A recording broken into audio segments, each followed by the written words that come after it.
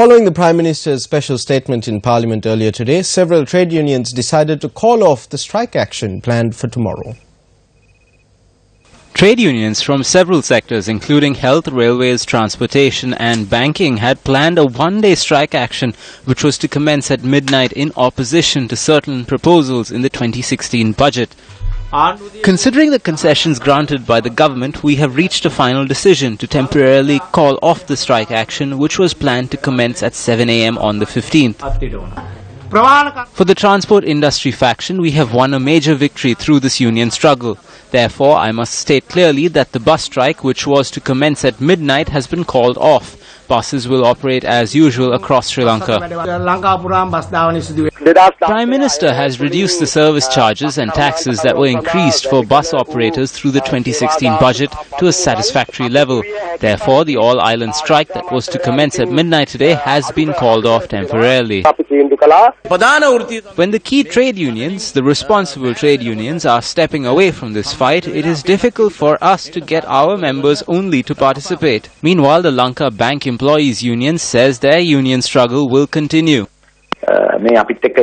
All other groups who were together with us in this struggle have issued statements that they are refraining from taking part in the strike. As we have not been provided with clear answers to our demands, bank employees are of the stance that tomorrow's strike action must go ahead. However, the Colombo District Court issued an enjoining order today preventing the Lanka Bank Employees Union from engaging in strike actions. The order was issued after considering a petition filed at the Colombo District Court by 3 banks. The enjoining order will remain in effect until the 28th of December. The Government Medical Officers Association had this to say regarding the strike that was planned for tomorrow. As the Government Medical Officers Association, we have decided that even if the unions launch a campaign, we will not allow any harm to come to the patients, but neither will we work to obstruct the strike action launched by other trade unions. Trade unions affiliated to the JVP have reiterated the need for a collective union struggle. The president of the National Trade Union Centre, K.D. Lalkanta, participated in a media briefing convened by several organizations, including the Inter-University Students' Federation. There is a need for a collective struggle. The government has dealt a blow and we must counter-attack. At the minimum, the Prime Minister must state in Parliament that those recruited from January 2016 onwards will also fall under the current pension system. Then we can reconsider the actions that we have taken. The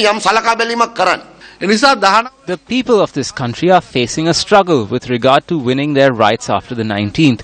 We believe that the need to fight this will become grave on this day.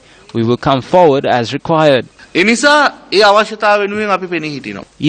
UNP-affiliated trade unions say the operations against the budget are not justified. The nurses and doctors are not participating in this. There is no one. However, certain greedy persons could join this.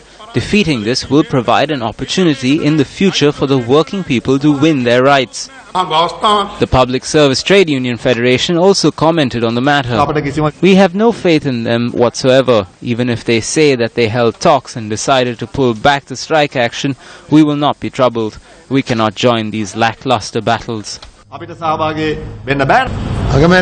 The Prime Minister made a statement regarding the opposition of the workers' unions and their strike action. It was evident through the statement that they are fearful. Therefore, he has said that 2,000 rupees from the 10,000 rupee basic salary hike will be given. We can see that he is bargaining like one does when buying fish from the fish market. We have problems with separate proposals in this budget.